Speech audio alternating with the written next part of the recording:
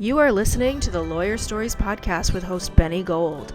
Lawyer Stories was founded in July 2017 on Instagram and is an expanding global network of lawyers and law students sharing their personal journeys to the noble profession of the practice of law. Join us on this podcast as we dig deeper into these stories and hear from lawyers and law students from around the world in all areas of the legal profession. Here at Lawyer Stories, we believe that every lawyer has a story. What's yours?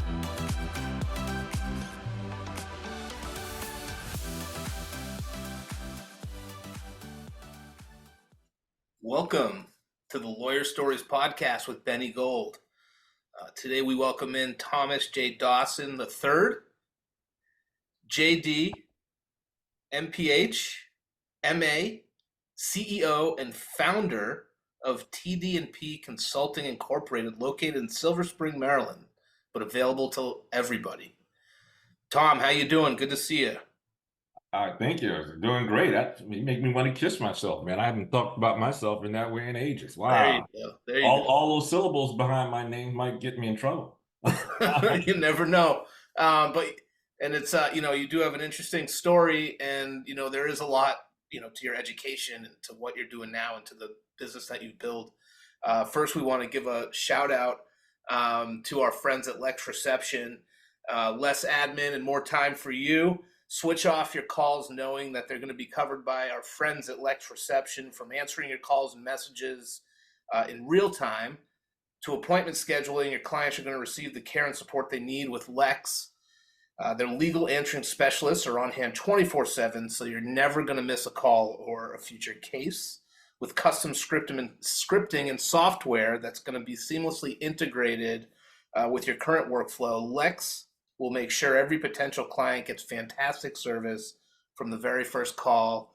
Contact them now. Tell them you're with Lawyer Stories, and we will get our community a nice, sweet discount the first month of service with Lex Reception. Thank you to Lex for being such a good business partner. Now, Tom, let's go back to you now. So, tell us first. Since it is Lawyer Stories, we do like to start with where you're born and raised. Just give us a little background about where you're from. I grew up in Miami, Florida. Oh, nice. Right. Yeah, back in the day with Vanilla Ice. Okay, so you're driving, rolling in his 5.0. Rolling the 5.0. That's right. Back in the day with Vanilla Ice. Love Vanilla. I'll never forget when Ice Ice Baby came out. Like, that was, man, people were like, whoa. They were blown away by that tune, by the music. It was unbelievable. Hey. Man, I look at that guy and I say, oh my God, we're like the same. That's like, I'm looking at myself, the same generation, that's, oh my God, that's me. Yeah, no, it's great. That's a great start. I love it. Vanilla Ice was great.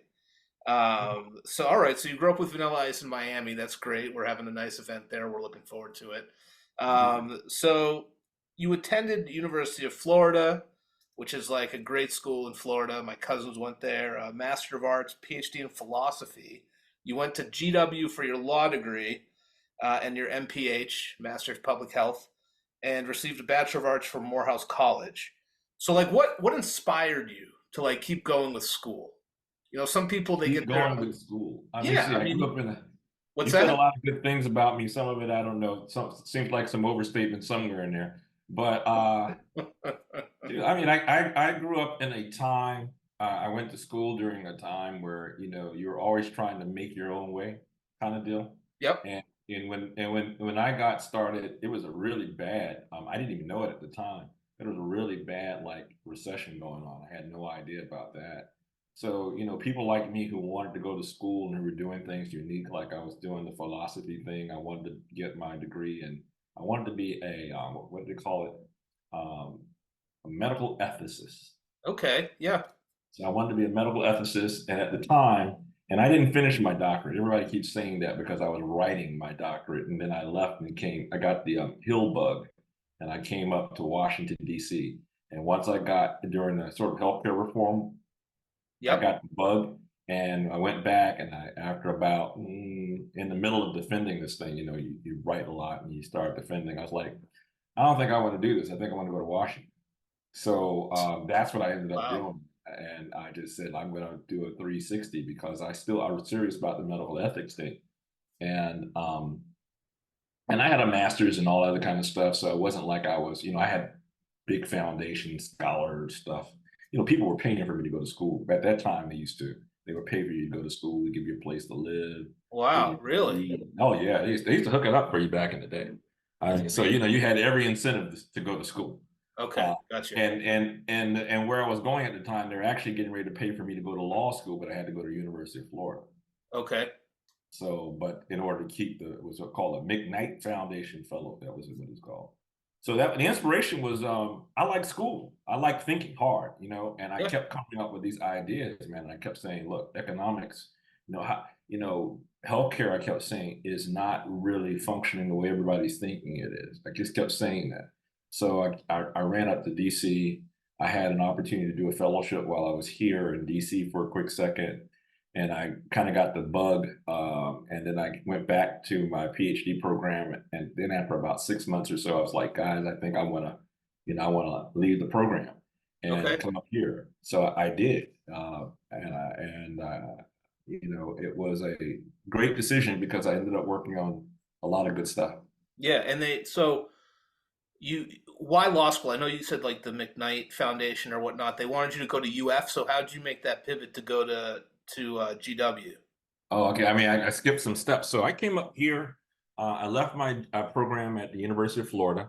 Yep. And I didn't take the McKnight, the rest of the program to go to. I didn't do any of that. Gotcha. I left. I came up here, and I started working. I'd worked really quickly. My family had were involved in healthcare, health insurance at the time. Had a little small HMO called Sunshine Health Plan.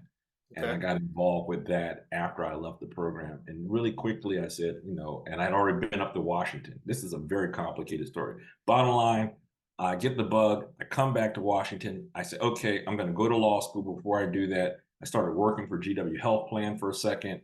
I did a few things there, started law school, and the rest is history. I kind of law school, master's in public health at GW, and that's what happened. So did you think law school, so, this is obviously like we talk legal on here in terms of why we went to law school. Did you think law school was going to really sort of elevate the way that you could, think critically about healthcare? What was one of the reasons that you wanted to pursue it? Interestingly enough, it was my philosophy program because I was studying philosophy of social science, economic theory. And it was that program that actually started me thinking about policy and health. Believe it or not, that was actually what kind of got my wheels spinning about really thinking more seriously about law and what that would mean and yada yada. It was the philosophy program. It's not your standard philosophy program. It definitely was. Mine was focused on philosophy, social science, economic theory. How do you think about limited resources and all that kind of good stuff, utility theory, all that kind of good stuff. So it was kind of complicated. I got there, but there. Yeah, no, that's. I think I had one philosophy class in undergrad that was quite enough for me. Because it's a tough. No, it's a tough program. It's a tough program. So we featured you on Lawyer Stories on our Instagram feed and on LinkedIn and Facebook. January 4th, 2024. You start out by saying, I'm an attorney that specializing in projecting healthcare costs throughout the continuum of care for injured individuals. Can you tell us what that means a little bit? Break that down a little bit? It means basically I'm an attorney who knows a lot about damages. Okay. And my job is to make that story make sense to my clients, the jury, large insurers, small plaintiffs on occasion, if I can, get the opportunity to work with them. But my job is really to help people understand what's the bottom line cost when they get injured. How do you figure that out? How do you make it, make sense to the real world? I work hard at trying to help to really come in with a very balanced story. Okay, got it. So, and I did read that you have an interest in expanding healthcare for, American workers that are medically underserved. Can you, tell us a little bit about that. Like, when did you start thinking that way? When did you see it as an issue? It goes all the way back, man, when I was at the University of Florida, when I was there. Actually, that's why I kind of got into this whole thing about making sure that I knew that the world, the country has limited resources. How do we get the most care out to folks? I had an opportunity to work with a lot of Medicaid people in and around that time, working with other companies, and I'd always been involved in periphery. That's just because of my family's business at the time, and I knew that there were enough people who didn't understand how healthcare in this country works. Yeah. So people were kind of getting it wrong, and so my goal was to how do I help people make sense of that, and how do I make it digestible? Well, 20 years later, I found a way to make it digestible. Now I just have to figure out how to make it sensible, affordable for people. So right now, it's a little different than how I'd like it to be, but it's getting there. So why do you feel like healthcare is a fundamental right for people? Because it is. I mean, look, bottom line is you think about things like eating. You think about having a roof over your head. Yep. You think about heck, transportation back and forth to work, how far away you live from your job. All of those have an impact on you, and impact on your success, and impact on your family's life. So if you're not healthy, if you're not able to get the proper dental care, we think about the young guy many years ago. I think it was DeMonte Driver, who he died because he had an abscess in his mouth.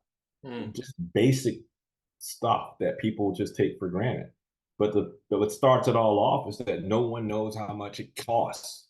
I mean, no one really knows. We get sold one bill of goods by one end of the spectrum politically, and another bill of goods by the other end of the spectrum politically, but no one tells the real story that's in between. And I learned that when I was on the Hill. Like, people really didn't understand how everybody is getting paid off of their lack of knowledge. And that sounds bad, but that's what it is. What was your experience like on the Hill? Oh man, Hill was, whew, it was a shock. I felt like it was like always having your guns loaded. Yep. Everybody's smart to some degree, but clever is rewarded. And clever sometimes means that people are not always as above board as they need to be. So a lot of times it's about holding your water and just kind of watching. It's a very aggressive, at least it was at that time, aggressive. There are some great people who want to do great stuff, good things, but a lot of dishonest play. And I don't mean dishonest people, but it's a different world. It's not like the real, you know what I mean? It's not, there's a lot going, it's a lot more dynamics. How you look to the world is more important than what you might be doing behind the scenes. Right. Okay. It's a different world. Yeah, no, do you think everybody belongs there? I mean, it's kind of like one of those things where I mean, you don't have to say names, but it's like, I feel like, politicians just like, I don't know, just everybody gets, not everybody, but, maybe I'm digging myself a hole here, but sometimes you got the wrong positions and the people in the wrong positions, I think a whole bunch of folks in the wrong position. I think every time we talk about getting folks out and getting someone else in, we're just getting the same thing. But you want to know why? Oh, okay. Who are the people who want to be in front of the camera? Who are the people that you remember? And I don't mean this camera. I think YouTube's changed like everything. I'm talking about who are the people you remember? Class president, maybe we all wanted to be some version of that back in the day. Yeah. But you remember, it was kind of like, I'm going to be center stage, and here's what I got to do to get there. Yeah. Those kind of people are like, it's like high school, except at a more advanced level. Wow. Yeah. I mean, I just feel like there's so many people out there who are very, very, very smart, and they probably don't have the money to get themselves in a position to, change the world or try to change the world because of politics. But smart's not rewarded anymore. But social media and a lot of things that are going on now are allowing a lot of different ideas to get out front. That's true. That's true. I like that. Do you believe, Tom, this is kind of out of left field, but do you believe that you can do anything with a law degree? Like, what do you believe about that statement, that you can do anything with a law degree? I mean, I'm sure others have said it before, but law degree helped me understand that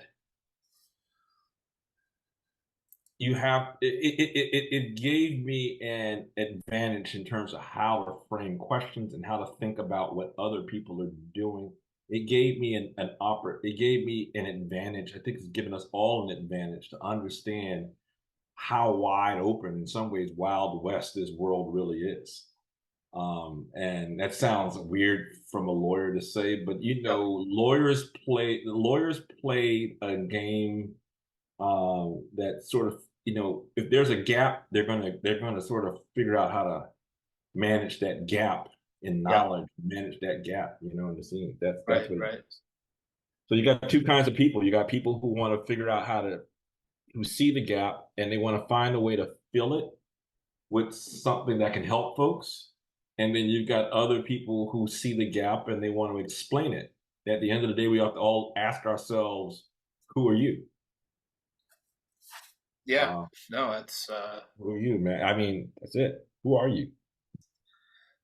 so you have a passion for empowering individuals to understand their role in the healthcare system and take ownership and understanding of costs. Like, how do we do this, Tom? I mean, my real passion is like people talk about transparency on the TV today about Yeah. healthcare. But what they really don't know is that the system is, and I mean, I say system, I'm talking about everything from how the Department of Justice had Stark law, start this thing like the Stark law and all this other kind of stuff.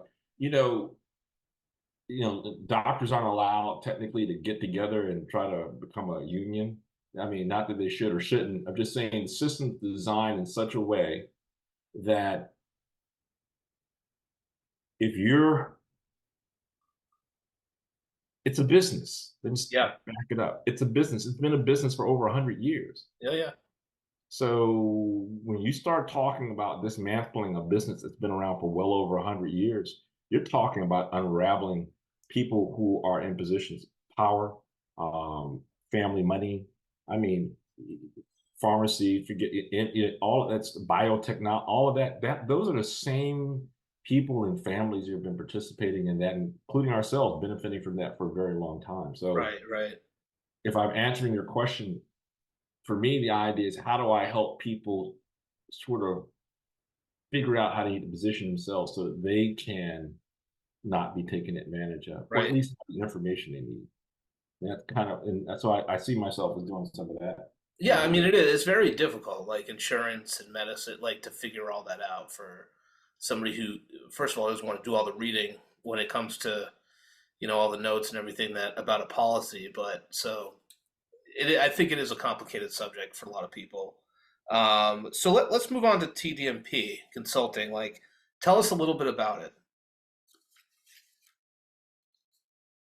Time ago now, the firm started because of someone asked me if I could come into a case and solve a damages question that they were dealing with, and they knew I was on the hill, just come off the hill, they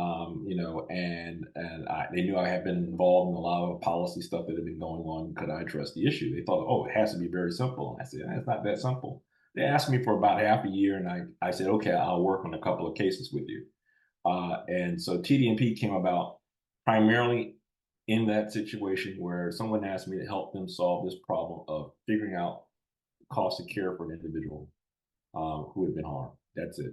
And they said, there must be some science to this. And I said, there's a whole lot of science to it, but I don't know if you want to follow it. So I began laying out the pieces for folks, and they Okay. began recognizing, and I recognized, well, this is kind of complicated for the everyday person. And so I began looking at the law in a lot of different places, and I recognized a thread. Went back to a couple of old damages books from law school, and I said, "Oh, let me come up with a system for this. Show people how to do it and be consistent with it." Over time, I got a lot of play in places like California and around the country where the system, what I was laying out, I was really fortunate that people liked me, and I had an opportunity to sort of lay out my thinking.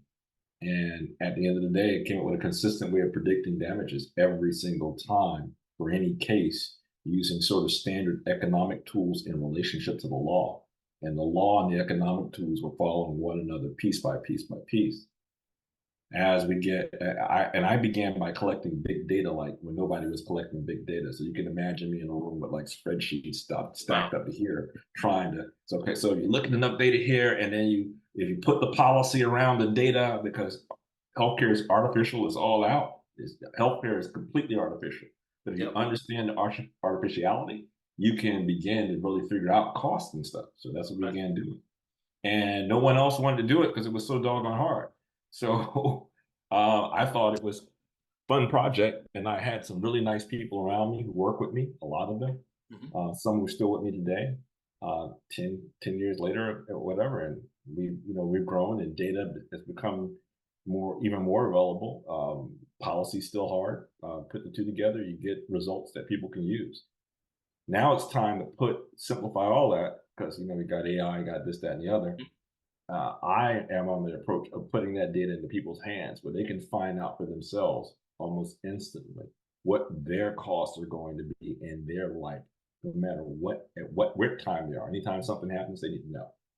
And we're pretty good at figuring that out. So you mentioned artificiality before. What does that mean?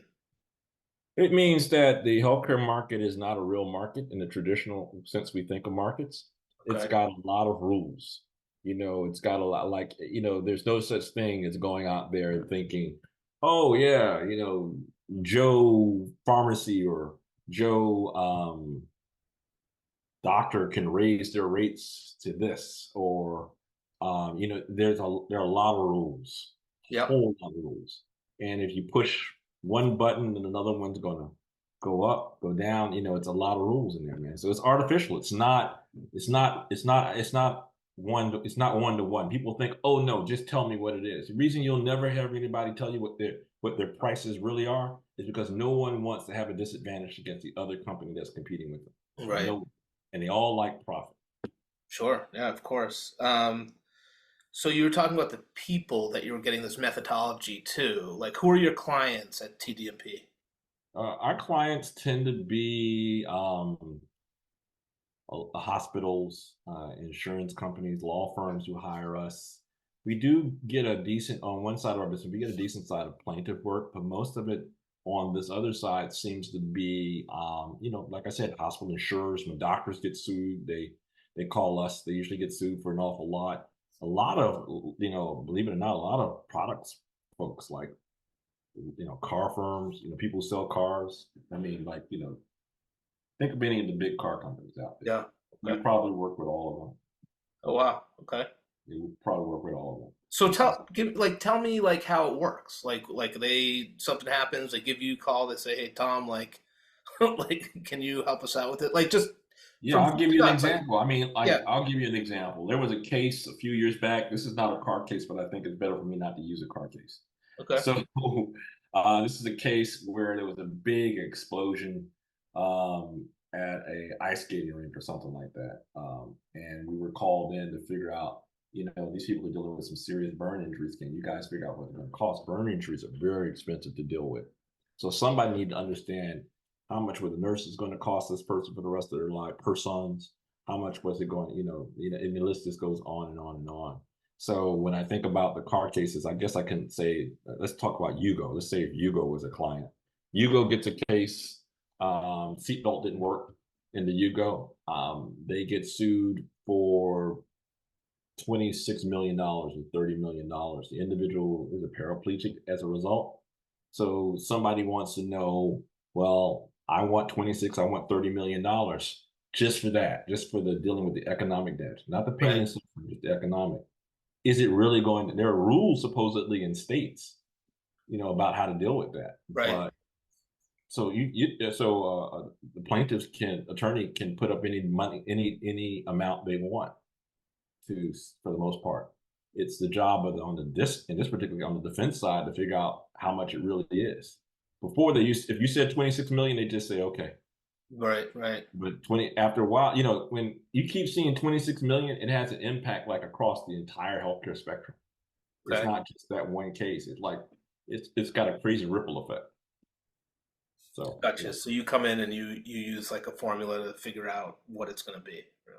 yeah, we do a lot of big data analysis to figure out what it's going to be. Okay. And we tend to be pretty I try to be like even. I like try to really figure out under that state's law and federal rules as well what it's going to be no matter who it is. I act like I have blinders on. Here's what the data says. And so if you're doing that for like the skating rink, how does that help them out? Like in Well, the I mean, in the skating rink situation, they were looking at like $200 million okay. in economic damages. And I Wow. could see in that it was a really bad situation. And I think it's like 3 or 4 defendants or something like that. But it was a really bad situation. Okay. And our job, in that situation was to figure out what it was going to be. And you're dealing with burn injuries. You really want to make sure you understand the data. You want Yep. to make sure that you are like, if there's a 90% chance this person's going to need X, you need to say they're going to have X. Even if there's a 60% chance they're going to need X, you want to say, oh, they're going to have a 60% chance they're going to have this kind of need. And you want to Right. make sure it's there, and you want to make sure it covers this amount for this long. And you're looking at everything from every medical record, every billing record, everything that person's ever had to create that algorithm to produce that end Right. result. What is it going to be? And you stick.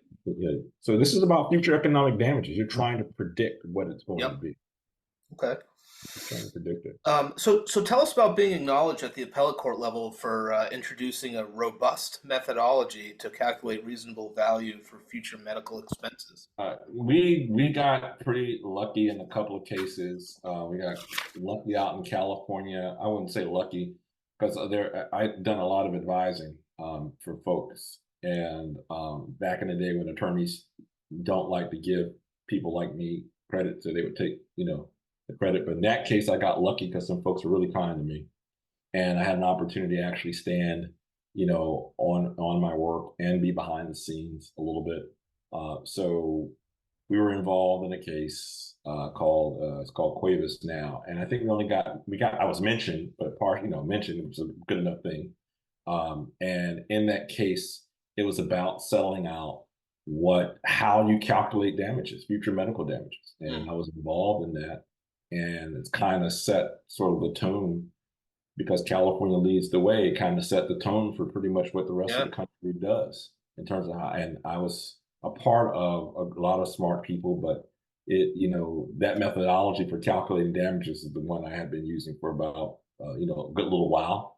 And it sort of played itself out on not just that case, but some other cases I had some interaction on as well, which I was advising them this is where that's going to go. At least it ought to go because it was all driven by real life policy. That's awesome. That's great. Cool. Can you discuss your leadership philosophy and its impact on TD&P's success and identity? Well, I am. I have I sort of have a very faith sort of based focus on things. I don't tell anybody what they should be thinking, but mine is, and so I always believe that if I think they're first, then what I'm doing when I'm working with anybody on my team or whatever, it's not about how much money I can put in my pants first, my pocket first. It's about, and it's not about preaching either. It's about what example am I setting in terms of what's the, how do I help this person or that person who's working on my team or somebody who's coming in my sphere? How do I help them get the best in terms of what they want next? And really, it means giving them the opportunity and supporting them. Say, you can do that. If I can show that kind of personality to everybody I meet, every young person I've worked with since I'm Yep. getting old these days, then they'll. It's almost like an infection. They can take that same kind of personality forward. Mm-hmm. I remember when I was coming up, and being a young lawyer or whatever it was, they used to treat us like crap. And then that was the way it is. You just get Yeah. treated like crap. And I'm not saying it didn't have some benefits, but I'm also saying that didn't it didn't push out the kind of, you want people to feel good about them and do their best. You want to give them the Right. opportunity to do well and do Right. their best. And the question is, you have to put your mind to work about how to get that to happen. And that's kind of been my mantra since I've been doing this thing, and particularly as I've matured. I've been doing it for a second now. So that's it. At the end of the day, I want to be able to leave that message. Look, you can do this. If you can, I'm gonna tell you. But if you can, I'm gonna give you the tools to succeed. Yeah. Yeah. Okay. So how would you say like TD&P sets itself apart in its approach, within the healthcare market? Well, I mean, we're unique. There's no doubt about what we're doing is kind of unique. We've been given some opportunities. We've survived COVID. We've gone up. We've gone down. We've had folks who didn't like what we were doing because they thought we were like, evil incarnate. And then some folks come back around and realize, oh, you actually were on our side. I'm like, yeah, we were.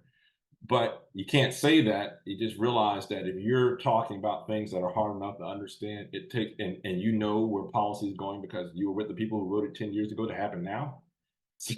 You what you do is you just kind of keep doing the right thing. So I think we're unique in the sense that we've managed to stay the course. We tend to have a very good philosophy. We always make sure to the best we can that our work is 100%. And in terms of its quality. And we're unique because there's no one else, I think, to this day that's actually doing the kind of data analysis that we do. That's really out there laying out. Here's what you can look to your healthcare costs in the future being. Here's how it works in sort of a legal sort of terms of legal analysis. This is how it's going to lay out. And this is going to be a result. And oh, by the way, it's a predictable result we can do again and again and again. And we know that we understand where the bottom line is for no matter who you are on the plaintiff side or the defense side. So, and I think that's positive. That's unique. And no one's, focused, put that kind of energy in this stuff. And it is hard. I should not say it's really hard to figure out this stuff. And it's really hard to collect data. And to do it right. It's hard. It's not Yeah. easy, but Oh, I think it's worthwhile. Totally. Talking about stacks of spreadsheets earlier. It used to be stacks. Now it's just peta. What do you call it? Peta. It's a lot of data. Okay. It's a lot of data. I mean, millions and millions and millions and millions of pieces of data that are being crunched this way and that way. It's a lot of data. A lot of data. So what's ADVE? ADVHE? It's called ADVE. ADVE. ADVE. It's ADVE is a phrase we came up with 10 years ago. Something that stuck in my brain is called adding value to the healthcare equation. Okay. And that's what it stands for. And when we finally began to write this algorithm, which it's an algorithm we can do by hand. It's just really, really hard to do by hand. It just took a long time. You can do it by hand. I can go in court and show anybody how to do it. Yeah. It just takes a really, really long time. But the way the world has gone, you start automating this stuff and really complicated stuff starts becoming easier to do, although it's complicated. And so ADVE is the sort of it's what came out of all of that. It's a software package I developed with some good team members, and it allows us to be able to do a lot of hard work on the back end, but then take all of that data collection and then produce results about cost and when it comes to someone's future care. And it's a good thing. Again, I can do it all by hand. I have reams and reams and reams of spreadsheets, but at the same time, it's not as hard. It used to take me, 4 months to just work on one case. Wow. It take 4 months. It doesn't take quite as long anymore. For a kid. Wow, that's intense, Tom. 4 months working on one case. It used to be 2 months on an easy case. How does the add value healthcare equation contribute to the transparency and accessibility for individuals? Go ahead. No. Go ahead. I'm sorry. Sure. No, in negotiations and accessing the healthcare info. Well, I believe our tool does something that no one else is telling other people. Okay. Everyone's asking for, I want to know how much something costs so that I can deal with my healthcare costs. What they don't know is that the costs are driven by the policy. Hmm. And so until Oddbait, what it does, it allows the individual to, I always call it like a TurboTax for healthcare.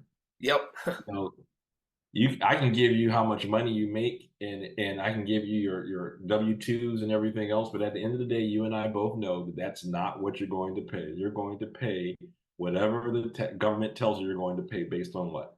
A bunch of right. Yeah. Oddbay is pretty much the same thing. Oddbay is the same thing except for healthcare. That's how I thought about it ages ago. No one ever tells you that it's the rules that are kicking everybody's butt. It's it's not the numbers and not, oh, this cost that cost this. By the time you walk out of a situation, it's got nothing to do with this cost that cost, nothing to do with that. So Okay. Oddbay makes that policy real. It brings it forward so that you can understand how it's actually affecting what your costs are really going to be in the Right. future Right. when you take Gotcha. that into consideration. Okay. All right. That's good. That's transparent. That's what people want. Yeah, nobody knows that. It always kills me. Nobody knows about the policy. They never know about the government paperwork in the background affecting everybody. What about AI? How are you guys using that? Well, I like AI. I've been a bit suspect. I believe I'm kind of a purist. So let me tell you what that means.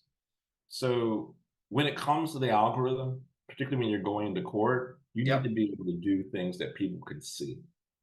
So if a jury wanted me to write down how we're doing it, I should be able to do that for the jury because people need to see what's happening when it affects their lives. So I'm a purist in that sense. Now, asking me about the question about AI. Well, if you're talking about AI in terms of the law, I think it's a great periphery tool. Yep. You want to ask me to find a couple of cases, I think it's great for that. You want to ask AI to give me some information in the healthcare space, it's accurate for that. What we believe in using it for is helping us understand what's in folks' medical records. Okay. So if I can gather a Yeah. lot of information that Yeah. might be missed and take that information and I can put it into, sort of crunchable stacks, then I can say, okay, I've got this data here. And so Right. you're basically what you're talking about is like what people call OCR AI, like something that's reading data, it's reading Right. your Right. records, reading whatever, capturing the information in it, Yep. and then I take that data and I crunch it the good old fashioned way. Gotcha. Okay. So it's So really that's just it's like doing the document review a little bit. yeah, it's like it's doing the document review, it's Yep. capturing all that, but lawyers got to be lawyers.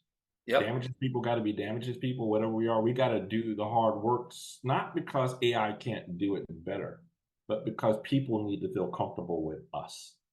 Yes, that makes sense. Makes a lot of You sense. know, So looking ahead, Tom, can you share TDMP's vision for the future?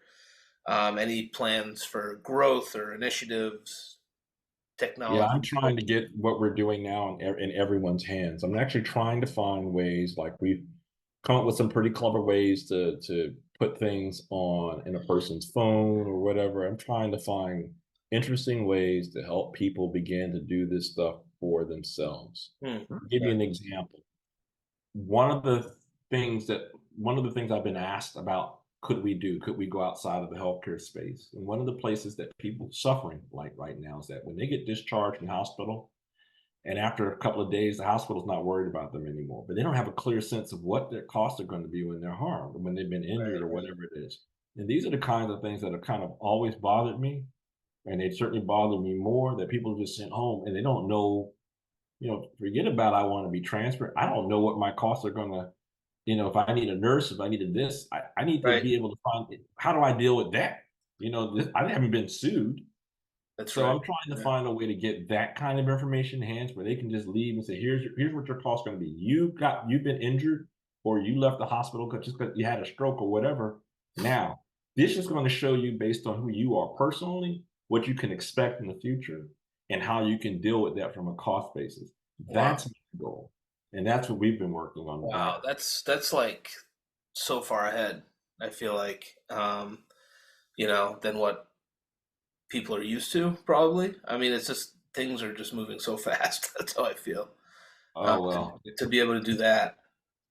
Well, I don't know how old your parents are. I mean, I know how old mine are, and Yep. my goal is to make sure that, my parents, can walk and they're all right, compared, I guess, to some situations, but I don't ever want my parents to walk in one day and happen to have a serious whatever, and then they realize they're going to be dealing with the next 10, 15 years of their lives. They need to know Yep. which is going to cost them, and they need to know what it is that's going to, like, I can tell you how much a Band-Aid is going to cost if it's a part of your my whole model. I can tell you everything you're likely to need or what that need will be, and I can tell you what that cost is going to be in your whole, like, projected life. And have you seen, like, have you gone back and checked projections and stuff that you've made? Oh yeah. Yeah. I get impressed sometimes. I'm like, All right, that was good. we're pretty high. I mean, when you That push was, away the fluff, when you push away, oh, I've got insurance or I don't got insurance. I always tell folks when we do our analyses, we say, you don't know who you're going to be in the future. right. COVID should have told everybody that. You don't know if you're going to have money, not have money. You don't know if you're going to be on Medicaid. You don't know if you're going to be, you don't know nothing. So you need to know what the reality is, that you could be in any of those positions, what your costs are going to be. Not the fluff added in, oh, you're likely to be on Medicaid. Oh, stop that. Tell the Yeah. truth. Okay. So that's the way I approach it. I like it. Tom Dawson, did we leave anything out today? Like that You let me talk. I could talk for a while. Oh yeah, what else would you like to say, Tom? No, I appreciate you giving me the opportunity to talk. Yeah, of course. That's always good. I think you're doing a good thing here. Thank you. I will say that for all of us who are out here in this game trying to sort of move it forward, don't forget that it's got to be about something more than you. No matter what you're doing, it's got to be about something more than you. Now, if that's not your thing, I get it. But if you're on the fence on it, or if you've already figured it out, just hear me saying it's not about us. Yep. Okay. That's great. Yeah, no, I appreciate it. You're doing some great work here, and however we could help, push it forward, we're happy to do that. You hooked me up with the Lex people. I don't know. I was trying to write the information down. Yeah, I'm gonna sponsors. stay right there, and I'm gonna I'll talk to you right about it. Okay. Tom Dawson, pleasure to have you in from TD&P Consulting, Inc. Hit us up anytime. We'll get you in touch with Tom, or you can find Tom on LinkedIn, social media. We're happy to help. Everybody, thanks for tuning in wherever you are in the world today. Enjoy yourselves. Cheers.